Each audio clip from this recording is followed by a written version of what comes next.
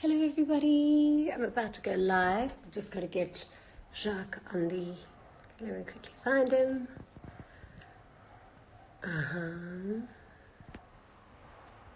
Hello everybody, thank you. Wow, there's so many people joining already. Let me quickly find Jacques.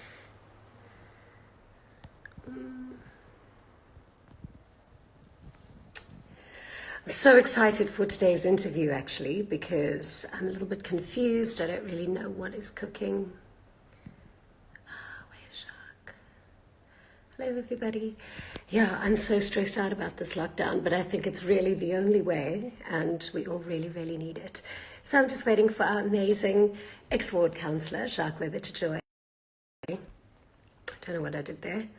I'm definitely not the most technologically savvy person on the planet. Okay, let us find Jacques.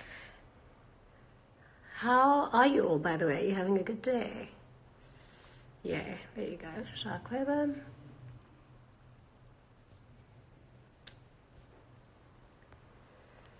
Guys, I'm so useless at this, by the way. Does anyone know how better to do this? There must be an easier way. Sorry. Okay.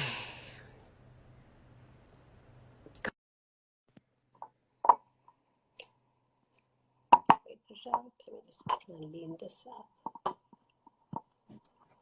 Hello! Yay! Oh, there we go. Finally got it right. How are you, Jacques? Are you well? Very well, and you? Very sure well. Your work cut out for you this next 21 It's days. been, It's been insane. it's been a crazy 24 hours. I think requests and information come in from every corner. It's been overload, but I think we are slowly getting there. Yeah, I have to tell you, your JW News on Facebook is amazing. Like whenever something happens, whenever there's load shedding or anything, you're literally the first person that I go to see what is going on in Cape Town. So thank you for that. I called you ward councillor earlier, but that is apparently incorrect. What is your new title? Like, where are you now? So I was a former ward councillor. I am no longer a ward councillor. I am now just a member of the community, and I run a very interactive Facebook online social presence, as you said, informing the public of what is happening and going on. Yeah, you know everything. Okay, so let's discuss this lockdown, because I think a lot of people need a little bit of clarity to avoid people trying to push the boundaries around lockdown, which is stupid. I think the longer we all, or the quicker we all get together and stay at home, the quicker, this will all be over and done with. So the official lockdown starts on Thursday evening. Is that right? Correct. So there was a bit of confusion after the president announced it yesterday, saying Thursday midnight. People are confused, is that Thursday morning or is that Friday morning? So to make it easier, Thursday 23:59. So that will be Friday morning, midnight, so 0001. That is when the You've frozen a little bit. Come into play. Yeah. Okay. Just before we get into what lockdown, or the little details about lockdown, I just want to ask you, has the city made any provision for a lot of the homeless people that we've been seeing? Like, what's going to happen with them? So I think from the info that is circulating, and I think let's start off with the announcement was made last night by the president, and he came through with a high-level plan as in terms of what the lockdown is, how it's going to take place, and which departments will play a critical role with regard to the lockdown. Now, there are three sides to every government. There's national government, there's a provincial government, as well as a city, local-based government as well. Now, I believe that everyone has been in meetings today to discuss lockdown, how it actually physically will happen on the ground. The ministers were all in a meeting today to discuss various roles within their ministry. Now, around the homeless, there was already discussion last night. The president alluded to anyone who has not got a fixed address will be housed in temporary shelters or shelters. And that is how they are going to be alluded on it. We are waiting for social development to put out a full mandate to say this is exactly how we deal with it. And then we also had the shelters themselves speaking already this morning, saying that they will make provisions for anyone that does require shelter where best possible and open up available beds. What does lockdown look like in the townships? So I think lockdown, and as I'm seeing it translate during the day and looking at various different information, people hear the word lockdown, and it is important. The bottom line is, if you are to stay home, unless you are going to work because you are an essential service, so you are a nurse, you are a doctor, you are a security guard, or you're someone that works within the classifications of an essential service, you are to stay home. They have made provisions that if you need to go get medical treatment, if you need to go to a pharmacy, or if you need to go to a supermarket, you may proceed. Now, we are waiting for the guidelines, which will come out in a government gazette, which will determine, are there applicable times? Are there certain days? Is it between 8 and 5? All of these answers, which obviously everyone wants to know, is what will come out in the document. Today, Minister Patel, in his briefing, said they are pushing ahead on it. They need to just check all corners, and then we'll release this document. And I think it will be interesting because the bottom line is, if you're in the urban area or in the rural area, the same concept is there. Lockdown means staying within your particular area to safeguard your neighbor and your neighbors around you. So I think when it translates, yes, in certain areas, I have no doubt there will be more security to protect the community as well. Let's not forget, we do live in a country where there is crime, and I have no doubt there will be people that will try be opportunistic in terms of their crime. But the government is rolling out. We've seen the SNDF out there, the SA Police, the city said today all the enforcement services will be available to safeguard people. So I do believe that it will go off pretty well. Okay, so yesterday we saw that our beaches were closed, and I think a few of the bigger parks are closed. Obviously, this was because this past weekend, when we were supposed to be locking down and socially, distancing, I think everybody was on the beach. So what about walking, hiking, biking, the promenade, like going for walks around your block, walking your dog?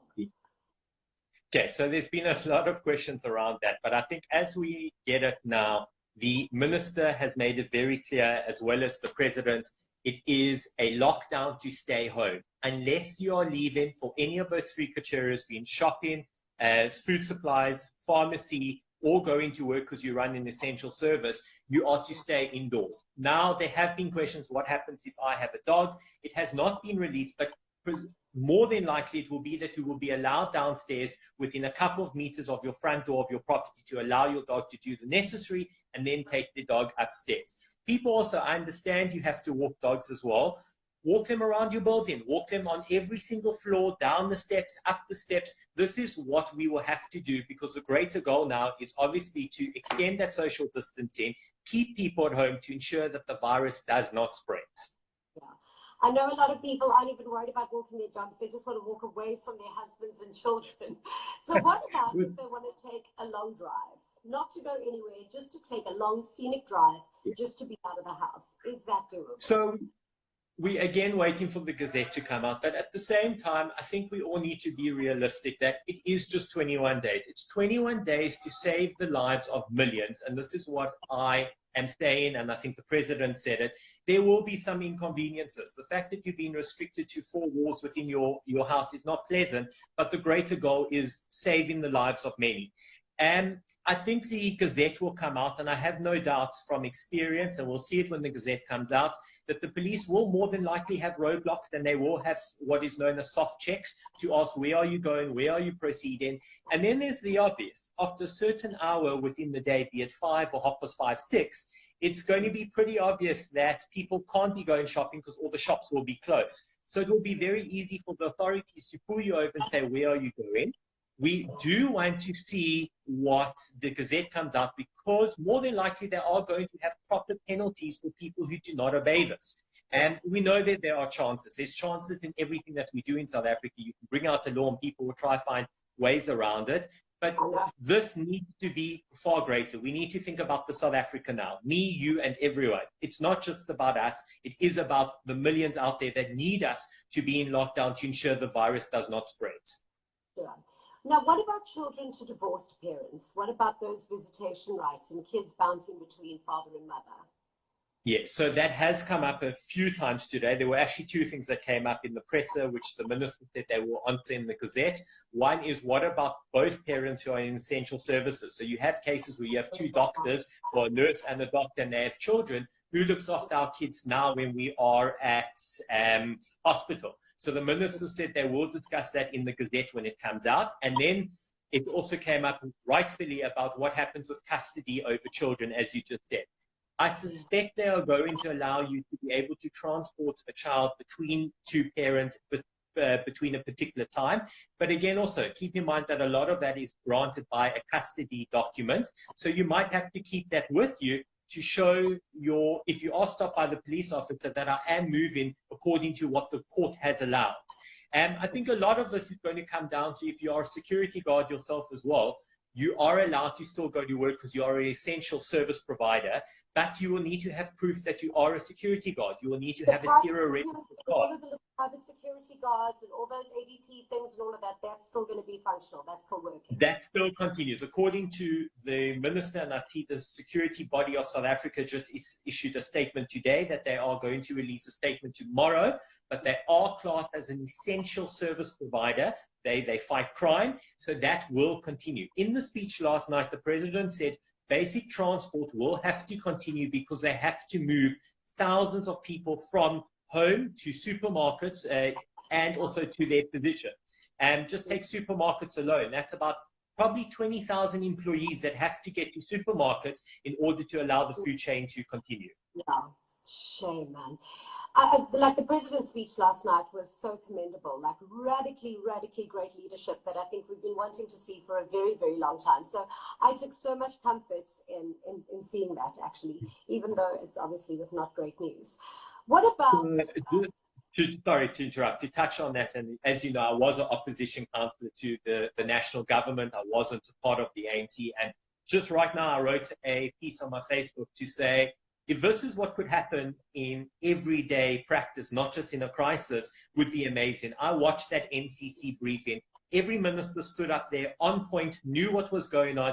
Absolutely incredible to see how all political parties have come together. Now, something for them to practice after the virus to run this country. Yeah, amazing. I've got goosebumps as you say it, because, you know, I suppose whenever something really terrible happens, there's always something good that does come from it, hopefully. Agreed. So what he said yesterday, obviously, which I also took comfort in, is no stockpiling. Like no need to rush to the stores and go and buy, you know, trolleys and trolleys on end of bloody toilet paper and what else. Unless you're buying my gin, of course, and then stockpile as much as you want. But so restaurants closed other than deliveries. Will things like food delivery services and stuff still be available?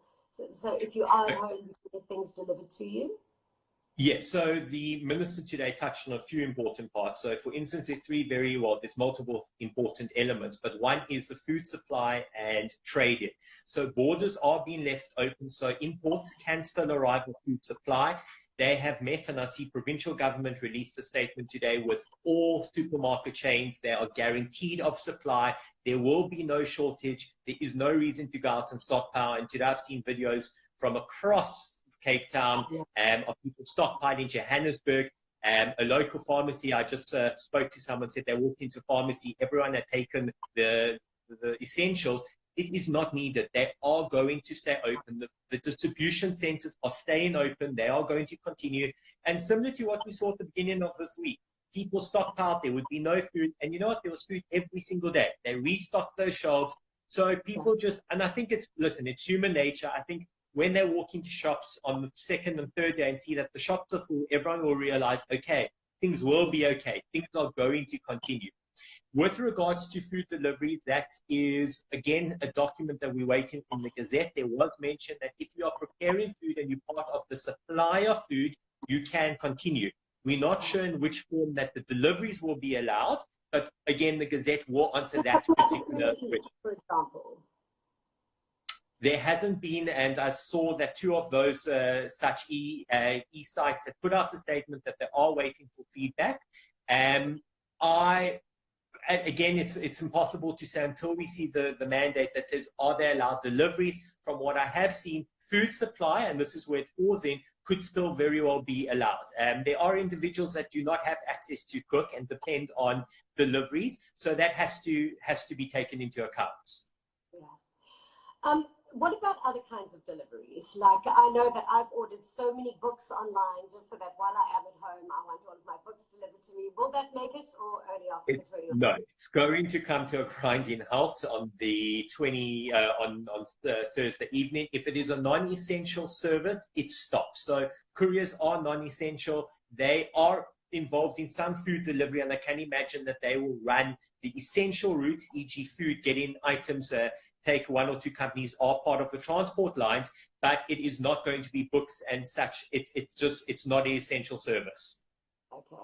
So what else, Jen? I'm not going to take more of your time, but what are the most important things that we need to be cognizant of and that we need to remember while we are now in lockdown? Okay, so I think one thing that government is trying to do, and they said it today, is that they will do everything to keep telecommunications up. So data, DSL lines, 3G lines, they are committed to run that so people can still work from home. The most important element is keeping the economy, which there are elements that are going to shut down, but there are elements that can work remotely, and they are promoting that to go ahead. They have classed most fiber providers in essential services. So if fiber goes down, we can get it up and running within a couple of hours. I think the main thing is that after 21 days, government will also come back and say, right, has this worked? And this was important, is they might need to extend, they might have to bring in a different requirement. The 21 days is a lockdown to see where things happen within 3 weeks. Today, the minister said it would take about 3 to 4 weeks to possibly get over the curve in terms of flatten the curve. And I think the main thing is just stay calm, stick to the news. The reporters mentioned today, how does it affect the press? Government said they will be communicating almost every second or first to second day, so people can be kept up to date. And I think we have seen a pretty good communication line from government to the residents. So we just have to stay calm. Social distancing, if you are in supermarkets, the same rules apply. Keep your distancing 1.5 meters. It doesn't mean because you're allowed out for those few hours to go shopping, be on top of each other. Safe practice, because that virus could still be around you when you secure that, hand sanitize. And I think the main thing is, please, and I'm appealing from someone who used to be in law enforcement myself, just stick to the rules. The police, the army, they will have a huge task ahead of them dealing with certain issues, and they don't need compound people trying to go for a quick run or go do something. Let us just all practice this together. It's 21 days for South Africa. But again, I know South Africans, when the need comes, we stick together and we just do what needs to happen. Exactly. One more question before I go. What's happened to load shedding? So to load shedding. So this was funny enough discussed today in the press briefing. The journalist asked, what about load shedding? Is this going to happen over the 21-day lockdown? Because obviously that is just going to add a damper. You're now locked in your house. You can't go anywhere and you have no power. Minister Patel, if I'm not mistaken, mentioned that they have set up supply chain directives for Eskom with their suppliers. They have all their technicians on standby. Yes, a unit can break like we saw last week, which will throw us into a load shedding period. But because of main industry being shut down, the power demand is far less. It's probably lower than it's been in ages. So that is a positive for government. So if a unit does break, it might not reflect in them having to shut down into a load shedding stage. So there was, not in so many words, but there was commitment that they would do everything possible not to let load shedding hamper us in the next 3 weeks. Amazing. Jacques, thank you so much. Maybe as the days go, maybe there'll be other things for us to discuss. But for now, I think everybody that's been watching has, got a lot more information than what they had before. And of course, if you did miss anything, then this is going to be recorded. I'll put it on my Facebook, Jacques' Facebook, that you can go back if you missed anything that we've 100%. And as more information comes available, I will publish it so you can even put it on your timeline. As the Gazette is out, it will answer all of our questions. Amazing. Thank you very much for this. Fantastic. I really appreciate it. Have a beautiful day. Bye. And thank you all for watching.